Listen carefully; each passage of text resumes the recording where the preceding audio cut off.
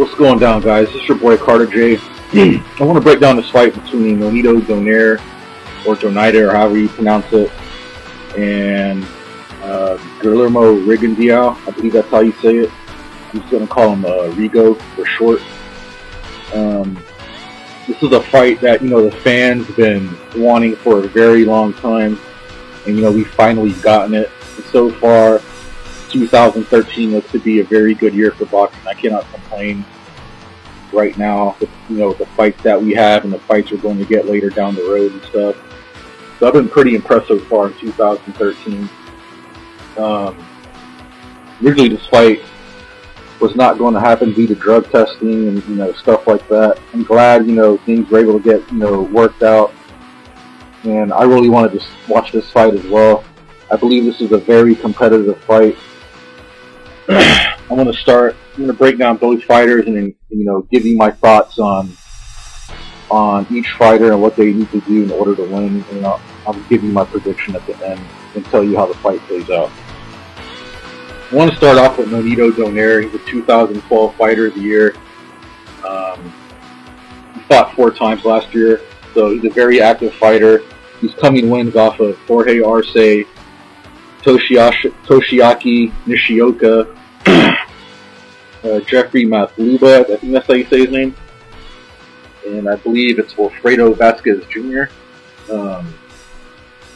Nonito Donaire is a very, very complete fighter, in my opinion. He does have some minor flaws, which I will get to, but he has very good speed. He's a very smart fighter. His reflexes are very good. He's a very good counter puncher. He has very good ring intelligence. And Nonito has a very, very good chin, I think. He has devastating punching power in both hands. He does have one punch knockout power. His best punch, and it's no surprise to everybody that his best punch is the, that left hook or the counter left hook, whatever you want to call it. So it's just a left hook. And he knocks out a majority of opponents with that left hook. And it's a very good punch. But the only thing that I can see that where Nonito lacks on is his lack in defense and the way how Nonito gets handled when he gets repeatedly hit with the same punch over and over again. Now, when it comes to experience, you can't look over Nonito's professional experience because he has a very solid resume. He's been undefeated now for going on 12 years or something like that. I could be wrong. I do give the edge in experience to Nonito over Rigondeaux, even though Rigondeaux is a legend in the amateurs. And, I'm also going to break down the difference between professional and amateurs in a minute. But I'm going to get into Guillermo Rigondeaux, or Rigo. Okay, Rigo, in my eyes, he's a very, very complete fighter. He's a defensive southpaw. He's a very good counter puncher. He's very accurate and precise with his punches. I believe he's like an 80% land percentage against most fighters, from what I hear. He has a very good stiff left jab that goes to the body. And usually when he lands a left stiff jab to the body, fighters go down, man. I mean, he has a very, very strong left jab to the body. He has very good body work. That's what I like about him. He has a very good right hook, I noticed. And he's very patient. He's very calm. I know a lot of people are talking about that his chin is suspect. When he got rocked by Marroquin, he kept calm. He kept patient. He held him immediately. So I'm not gonna lie, his chin is a little suspect, but Rigo is very, very hard to hit. I mean, he hardly never gets hit. And a lot of people are shitting on Rigo because of his that he doesn't have a very good resume because he's only had 11 professional fights. But there is actually a really big difference when it comes to amateur and professional boxing. And right off the bat, in the amateurs you have headgear, whereas in the professional you don't have headgear. And on top of that, the rounds are shorter. There's more rounds. You got in amateurs, I believe you have 3 to 4 rounds, and they're only 2 minutes long. Whereas in the professional boxing, the rounds can last anywhere from 4 to 12 rounds, and the rounds are 3 minutes long. And and there's the way how the scoring system is very different, and amateur vice professional boxing.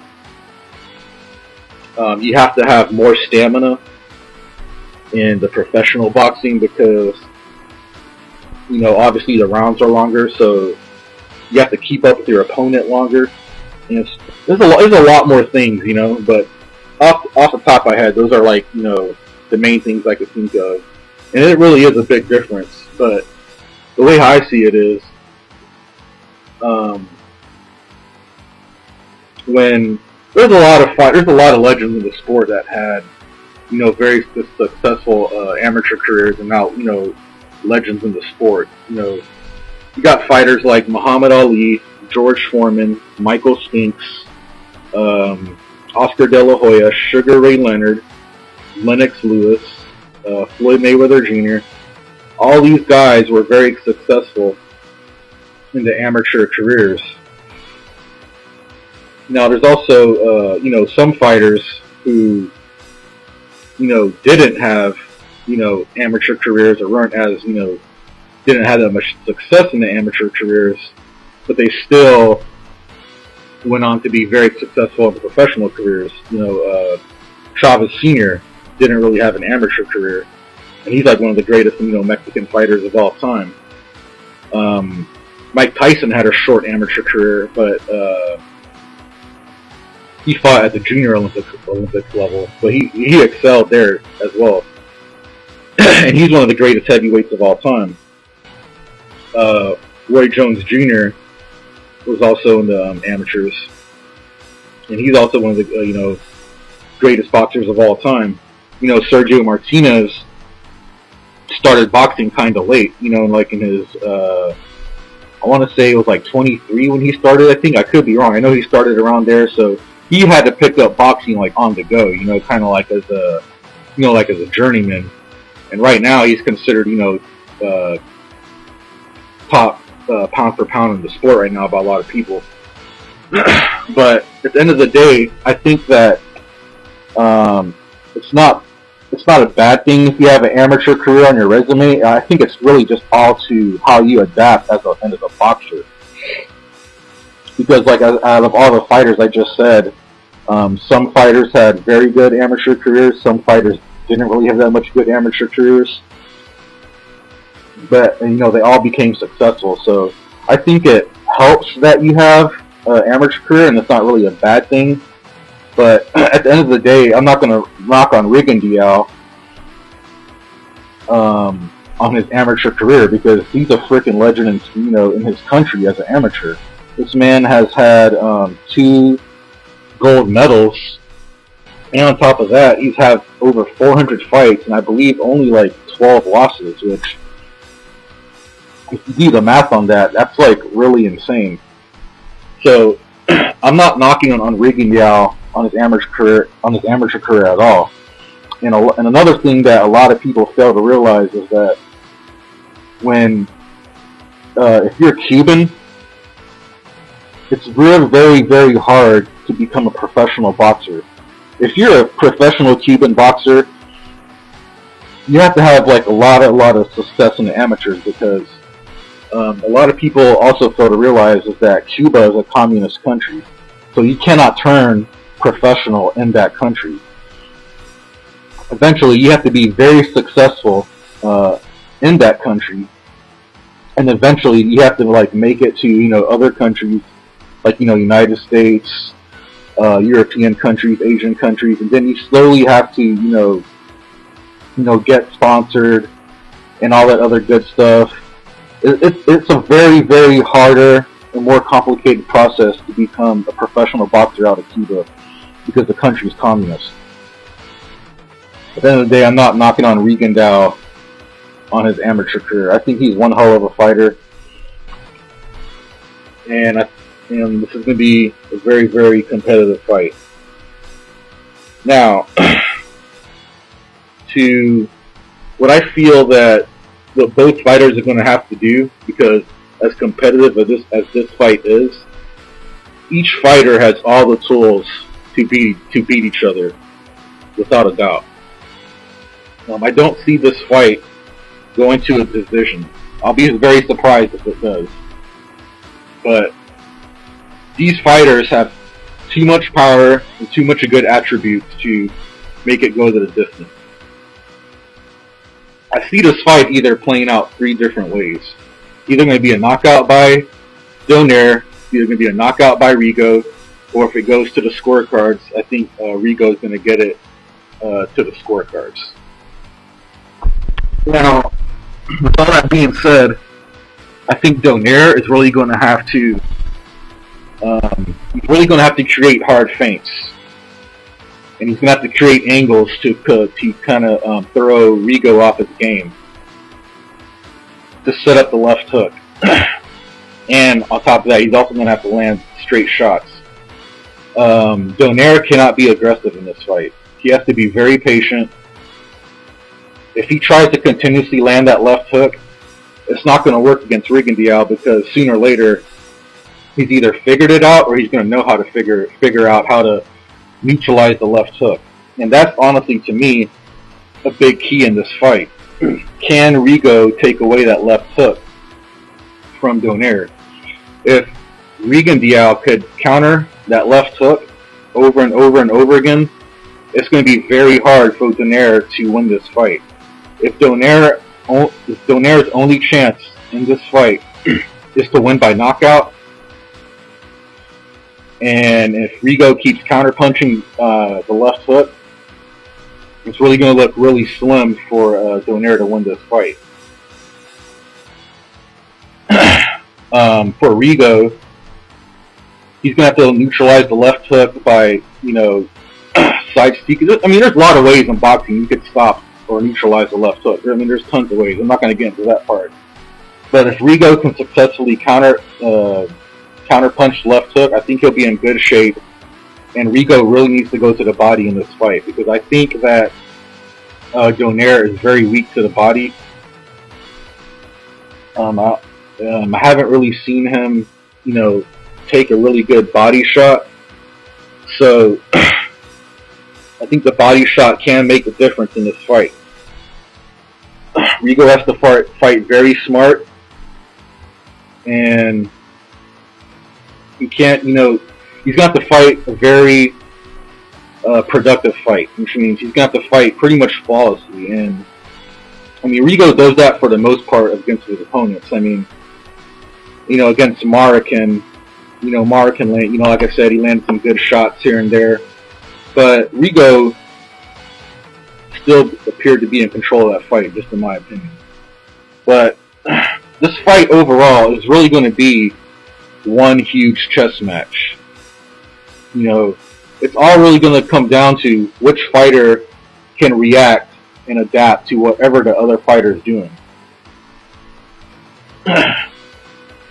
And it's all going to be about who's going to be better effective at, outsmarting the opponent in this fight, I believe. Stamina is going to play a huge issue in this part. I think, both fighters have very good stamina. So when they get the first half, like I said, this fight, I see it's going to be just one huge chess match. It's all going to boil down to you know, who could just stop the other fighter from what they're trying to do, and then just, you know, use their strengths to slowly get an edge over the other fighter. I wouldn't be surprised in this fight if both fighters get knocked down in this fight somehow. It wouldn't really surprise me.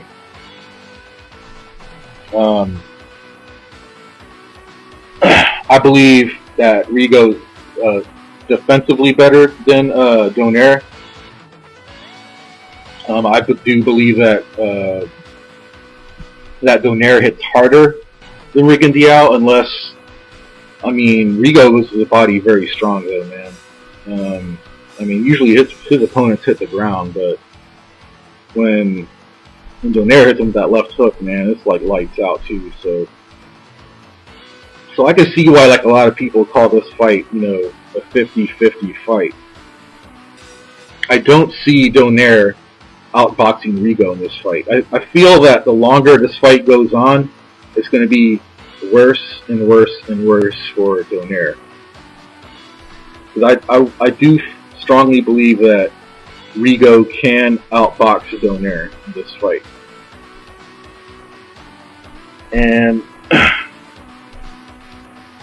if somebody had to put a gun to my head and tell me who I think would win this fight, man, this is like a very tough fight to call, but I would have to slightly favor Rigondeaux to win, based on his defense and how I see that Donaire is a little vulnerable to the body. I'm not saying that it's going to be easy work for Rigo, and I'm not saying it's going to be easy work for Donaire either. This is going to be this is their, you know, their toughest test for each fighter that they face so far. So I feel that, you know, whoever wins, you know, is still going to be like, I mean, whoever loses, what I mean, is still going to be put on a hell of a show. And this is going to be an extremely close, competitive fight. Like I said, I see somebody going to the canvas in this fight. I wouldn't be surprised if both fighters went down in this fight. So it's going to be a very good, interesting, competitive fight. I'm very glad that it's happening. I can't wait for it. I will do a post-fight video as always. Yeah, keep in mind, guys, that like I said, it's not going to be easy for both fighters. You know, one fighter is just not going to, you know, beat the shit out of the other fighter and make him look like shit. This is both of their toughest competitive fights they ever face. So let me know what you guys think in the comment section. This is your boy Carter J. I'm out.